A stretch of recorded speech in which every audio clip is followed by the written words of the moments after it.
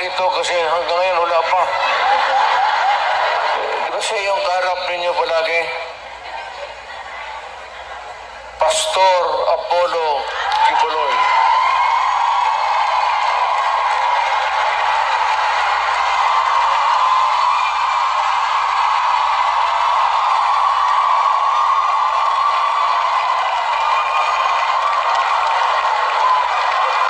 Tingnan yung relo niya, pati yung relo ko.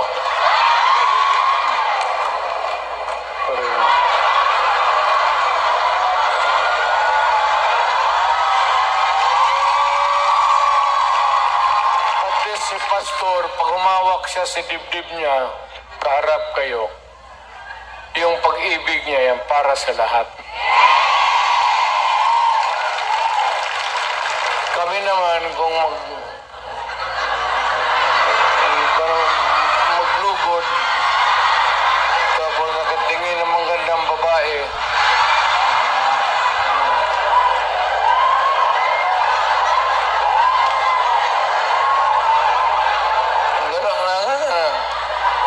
yung mga gano'n na I am proud to meet you, mga gano'n na style. Pero yung gano'n-gano'n, tapos huwag yan. Huwag na yan. Ang sunod si Attorney Vic Rodriguez. Mahusay talaga to. Galing ito ng Malacañang. Sana ito maging chief of staff, pero ayawan ko. I will not elaborate.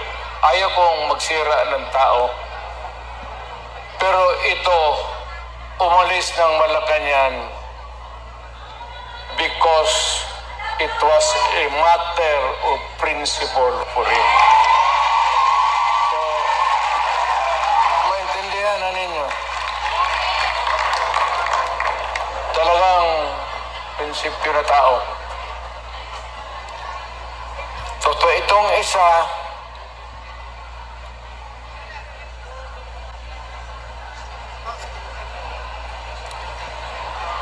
gusto magdagdag ito ng babae sa buhay niya.